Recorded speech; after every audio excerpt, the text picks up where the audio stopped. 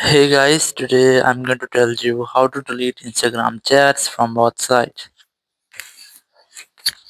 If you're using Instagram and you want to delete Instagram chats from both sides, let's see how can you do that.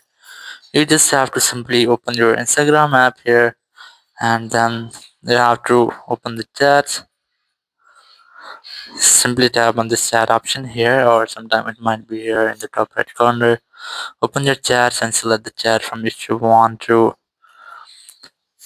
delete your messages, and then keep a long press on your message which you want to delete. Select this unsend option, then tap on unsend again and your message will be deleted. If you want to delete or clear all of your chat at a time, so you have to simply scroll up and you'll find the vanish mode option. Once I've enabled the vanish mode, so you have to wait for and after the person has been seeing the message, all of your message will be removed from here. So in this way you can easily remove Instagram chat from both sides. Thank you very much for watching the video. Until next video, bye bye.